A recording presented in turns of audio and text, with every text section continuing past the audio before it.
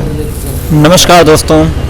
हमने कई जगहों कई पंडितों से पूछा एक प्रश्न।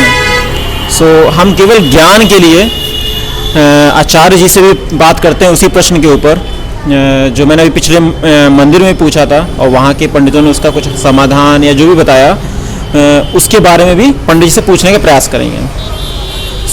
मेरा प्रश्न जो पंडित जी है, पंडित जी जो मेरा प्रश्न है वो कुछ ये है कि जैसे कि हमारे यहाँ सबके घर में रामायण होती है, और लोग एक रामायण ऐसा होने लगा आजकल कि लोग किसी कुछ पंडितों को बुला लेते हैं, 4-5 या 6-7 पंडितों को, वो मीन्स ढोलक या सब कुछ लेके आते हैं, कुछ एक निर्धारित अमाउंट रहती है 20,000 रुपये 15,000 रुपये, उसके बेसिस वो लोग करते हैं। ठीक है, एक वो होता है। दूसरी होती है कि लोग खुद ही पढ़ते हैं, उन्हीं के घर वाले या आस पड़ोस के लोग आते हैं और 24 घंटे में पूरी मीन्स रामायण खत्म हो जाती है। लेकिन लोग पढ़ते हैं उस रामायण को अवधी भाषा में, जो कि रामचरितमानस है। अब रामचरितमानस 16वीं सदी में या 15वीं सदी में लिखी गई थी। ठीक है, जो मेरा प्रश्न है कि अवधी भाषा शायद सबको नहीं आती है। मैं जहाँ तक जानता हूँ शायद 90% लोगों को नहीं आती है। अवधी भाषा थोड़ी खड़ी बोली टाइप की आती है, वो हिंदी से मिलती जुलती है, लेकिन आती किसी को नहीं है जब तक उसका भावार्थ ना पढ़ा जाए। और रामायण कोई मंत्र भी नहीं है कि रामायण कोई मंत्र है हम उसको पढ़ के हमें कुछ सिद्धि प्राप्त हो, जैसे कि आप गायत्री मंत्र पढ़ते हैं या कोई भी माता का मंत्र पढ़ रहे हैं, कोई मंत्र पढ़ रहे हैं, तो उससे आपको पता है कि आपको अगर अर्थ भी नहीं पड़ता हो, सही से आप पढ़ रहे हो तो उसका एक पॉजिटिव ऑरा क्रिएट हो जाता है और आपको एक पॉजिटिविटी मिलती है शरीर में कि आप ओम नमः शिवाय बोल रहे हो तो आपको बहुत अच्छा लगेगा, मंत्र है वो। लेकिन रामायण तो एक पूरी कथा है, कहानी है, जिसमें भगवान श्री राम जी के चारित्र के बारे में बताया गया कि उन्होंने कैसे सही फैसले लिए और किस विकट परिस्थितियों में भी धर्म का त्याग नहीं किया, धर्म संगत सारे निर्णय लिए।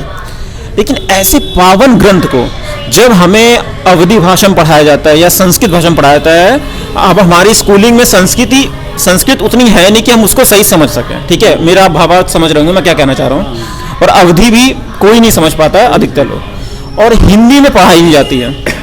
तो अब रामचरितमानस के पास बैठ के 24 घंटे, मैंने जो सुना है कि अंदर लोग जाते हैं और केवल 1 घंटा घर से कह के निकलते हैं कि बगल में हो रही रामायण, तो हम जाते हैं 1 घंटा पढ़ के आते हैं, आधे घंटे पढ़ के चले आते हैं, मतलब पढ़ के चले आते हैं, उसमें एक सहयोग दे आते हैं। लेकिन समझ में उन्हें भी नहीं आती कि वो पढ़ क्या रहे, बस ऊपर एक लिखा होता है अरण्य कांड या किष्किंधा कांड, कौन सा कांड चल रहा है उसके बेसिस पे बोलते हैं हम ये वाला कांड पढ़ के आ गए। ठीक, आपके हिसाब से रामायण किस भाषा में पढ़ना सही रहना चाहिए? मतलब अगर 24 घंटे की हो रही है, क्या मतलब अवधी भाषा ही सही है या हिंदी में पढ़ें लोग, कैसे पढ़ें? अवधी भाषा। क्यों? क्योंकि अवधी भाषा श्री राम जी की जन्मभूमि की अवधी भाषा यहाँ पे प्रयोग होती है। और दूसरी चीज़ें अगर आप पढ़ना ही चाहते हैं, अगर आपको क्या नाम है जिससे महीने में पूरा करना है, तो उसमें मास पारायण होता है, सप्ताह पारायण होता है और त्रिदिवसीय पारायण होता है। उस तरह आप काट काट के पढ़ सकते हैं हिंदी भाषा में सारांश के साथ, तब आपको अवधी भाषा प्रयोग करने की आवश्यकता नहीं है। अगर आपको 24 घंटे पूरा करना है तो भगवान को प्रसन्न करने के लिए, जैसे भगवान भोलेनाथ को वेद मंत्र प्यारे हैं, सभी देवी देवताओं को वेद मंत्र प्यारे हैं, लेकिन उससे ही हनुमान जी को और राम जी को अवधी भाषा प्यारी है। जब तक उनकी अवधी भाषा में एक श्लोक ही ना पढ़ा जाए, एक चौपाई नहीं पढ़ी जाए, तब वो प्रसन्न नहीं होंगे। जी जी जी। इस वजह से जैसे कि अयोध्या की भाषा है अवधी, तो इसलिए मतलब अवधी भाषा में पढ़ना चाहिए। अगर आप किसी से मिलना चाहते हैं, किसी जैसे कि कोई खास आदमी है आपका, उससे मिलेंगे तो कैसे बात करेंगे? आपके घर परिवार का हो, उसे जल्दी बुलाना है आपको, तो उसकी भाषा में बुलाएंगे ना। परंतु वो तो भगवान है, भगवान है, भगवान को हृदय में रहते हैं ना, हृदय से बुलाना है उनको मंत्र नहीं चलता है रामायण में।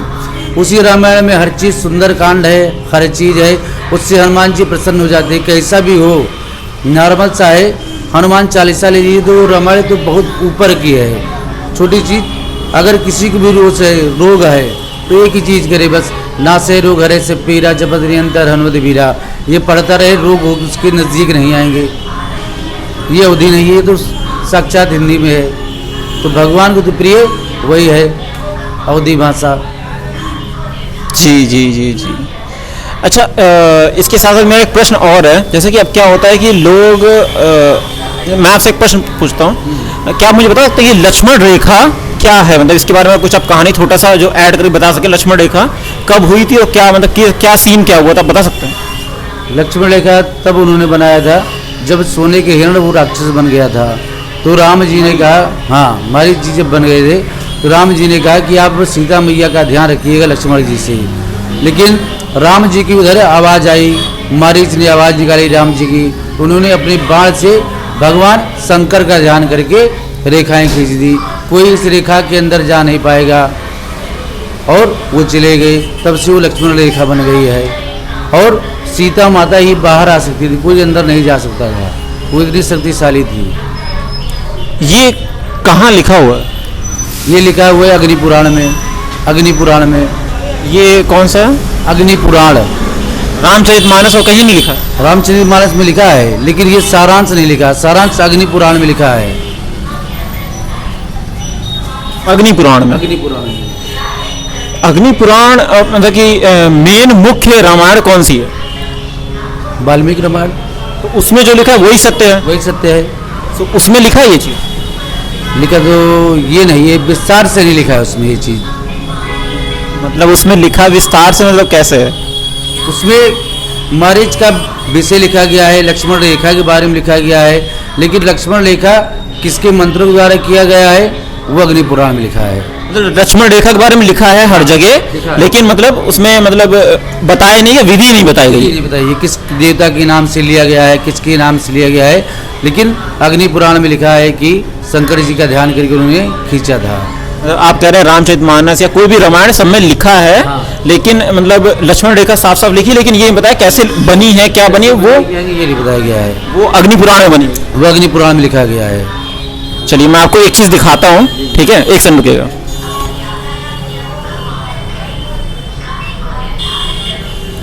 ये मेरे पास फोन है, इसका दूसरी चौपाई को थोड़ा सा पढ़िएगा और उसका हिंदी भावार्थ बताइएगा।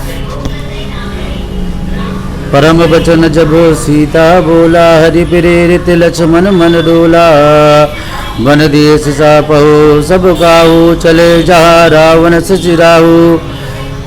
इस पर जब सीता जी कुछ गर्म वचन हृदय में चुभने वाले वचन कहने लगी, तब भगवान की प्रेरणा से लक्ष्मण जी का मन भी चंचल उठा।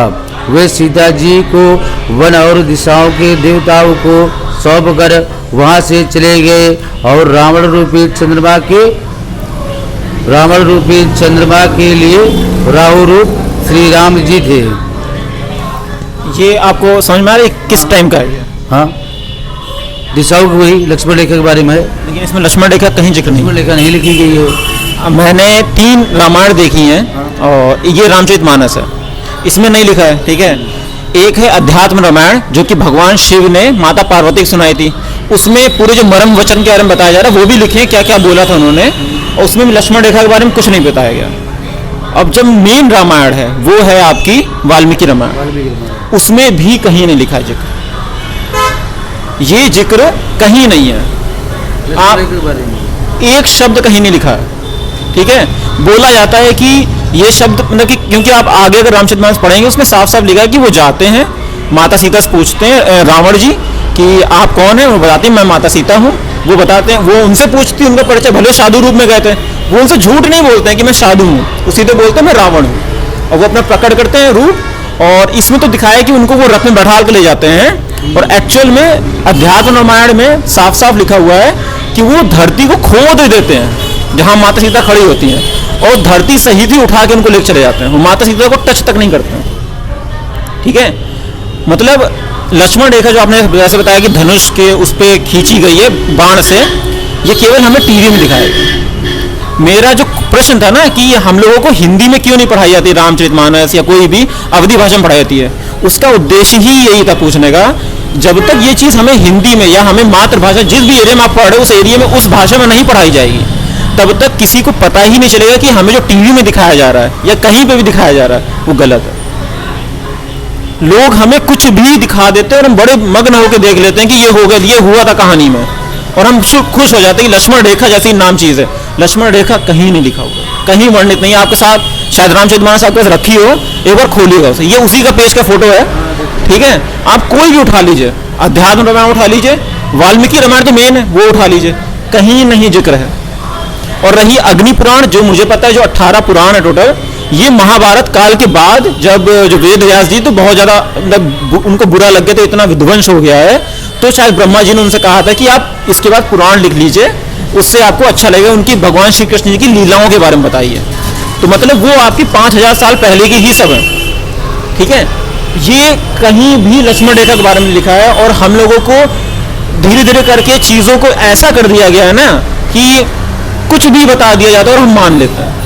भगवान शिव के बारे में मतलब कि हम लोग बताए थे कि भगवान शिव जी कहीं चले गए थे, वहाँ चले गए थे, उन्होंने ये कर दिया था, कुछ भी हमें कहानी दिखा दी थी, हम मान लेते हैं कि हाँ ये दिखा रहे सही होगा, ठीक। हम लोग को एक अंधविश्वास डाल दिया गया कि शनि भगवान के बारे में कि उनकी आंखों मत देखना वरना तुम्हारे ऊपर 7.5 चढ़ जाएगी। अब अगर मुझसे पूछा जाए तो 7.5 का मतलब मेरे लिए तो बहुत अच्छा है कि 7.5 होती क्या है। भगवान श्री कृष्ण जो शनि भगवान है वो तो कर्म के फलदाता हैं। अगर आप जो गलती कर रहे हो उसको सही करवाने के लिए अगर वो आपको सजा दे रहे हैं और आपको एक तरह से गुरु का काम कर रहे हैं, आपको सिखा रहे हैं कि देखो तुमने ये गलती की थी, इसका सही प्रयोजन या करने का ढंग ये है। अगर कोई ऐसा सिखा रहा है तो हमें उससे डरने की क्या जरूरत है, वो तो हमारे गुरु जी हुए, ठीक है। और हम उनके 7.5 से डरते हैं। मतलब हम अपना गलत काम करें, सब कुछ करें और बोले कि भगवान की आंखों में नहीं देखना। तो मतलब कितनी गलत बात है कि आप मतलब ऐसा बोल रहे हो कि, और ये किसने बताया हमें, सब टीवी ने।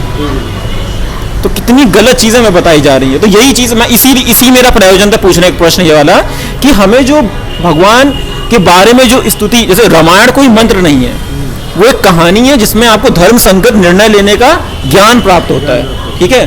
आप बोले तो कई लोग पीएचडी कर सकते हैं इसके ऊपर कि आपको सही में जीवन जीने की शैली पता चल जाएगी कैसी होनी चाहिए, किस विकट परिस्थिति में आप कैसे फैसले ले सकते हो। वो चीज भगवान श्री राम के जो अध्याय हैं सब कुछ, उनको जब पढ़ोगे तभी पता चलेगा। आप ऐसी भाषा में पढ़ो, संस्कृत में मेरे स्कूल में नहीं पढ़ाई गई थी, ठीक है। संस्कृत शायद क्लास 7 तक थी, तो उतनी अच्छे से नहीं पढ़ाई जाती थी, बस पासिंग मार्क्स आ जाए ऐसे पढ़ाया जाता था। और अवधी भाषा भी अवध की भाषा है, जो मैंने पढ़ा उसके बारे में कि अवधी भाषा ज़्यादा साल पुरानी नहीं है, 1000 साल से ज़्यादा पुरानी नहीं है। मतलब अगर है तो मैं एग्जैक्ट नहीं बता सकता, मुझे टर्म जो पता है तो नहीं पता है। एक्चुअल में रामायण हमेशा संस्कृति में थी, जो वाल्मीकि जी ने लिखी थी, और संस्कृत देवताओं की भाषा मानी जाती है। तो भगवान जी तो देव हैं, माने या मनुष्य हैं बकर हैं तो देव, उनके लिए तो प्रिय संस्कृत होनी चाहिए। और लेकिन अब उनको तो सारी भाषाएं पता है क्योंकि उन्होंने ही सब कुछ जगत, उन्हें सब कुछ बनाया है। तो मेरा मतलब ये कहने का मतलब है कि लोगों को उसी भाषा में पढ़ना चाहिए। अगर आप कन्नड़ा से हो, कहीं से, पंजाब से हो, कहीं से भी हो, आप उसको उसी भावार्थ में ही पढ़ो। आप वाल्मीकि रामायण उठाइए, उसी के भावार्थ में पढ़े। 24 घंटे जरूरी नहीं है कि वो रामायण जो अवधी भाषा में चल रही है गाने के साथ बजाएं, उसकी बजाय आप हर रोज या हर 3 दिन में बैठ के बालकांड खत्म कर लें या ऐसे खत्म कर लें, लोग सुने। अगर अब बताइए स्पीकर पे चल रही है और किसी को समझी में नहीं आ रही क्या चल रही, तो फायदा क्या हुआ उसका, ठीक है। तो यही एक मेरा मतलब प्रश्न था। अब आप इस पे बताइए क्या मैं सोच क्या गलत है या मतलब क्या? एकदम सही है, आपकी सोच एकदम बहुत बढ़िया है, आपके विचार मुझे बहुत बढ़िया लगे। और अलग भाषाओं में होनी चाहिए जिससे आदमी को समझ मिले। ये तो आदमी गाता बजाता है हर चीज़ है, उसके बाद समझ में किसको क्या आता है, थोड़ा बहुत 50 अक्षर में मात्र 10 अक्षर समझ में आते हैं, राम सिया राम जय जय राम, बस इसके अलावा नहीं आता है फिर। ये कटु सत्य है। यही मैं मतलब एक्चुअल में मेरे, क्योंकि मुझे पता है मैं जब घर में जाता हूँ और कोई भी, जैसे कि मैं अपने नानी के यहाँ था, ठीक है, तो नानी के यहाँ जब था तो उन्होंने मुझसे बोला एक चीज़ कि नानी के यहाँ हर दूसरे तीसरे दिन रामायण होती थी। तो लोग पढ़ने जाते तो पता क्या करते थे, मैं आधे घंटे उनके यहाँ पढ़ाता हूँ, आधे घंटे उनके यहाँ पढ़ाता हूँ, 1 घंटा उनके यहाँ पढ़ाता हूँ, क्योंकि सबके यहाँ उनको रिलेशनशिप निभाने, समझ में किसी के यहाँ कुछ नहीं आता। तो ऐसी रामायण पढ़ने से फायदा ही क्या जब आपको ज्ञान ही नहीं प्राप्त हो रहा।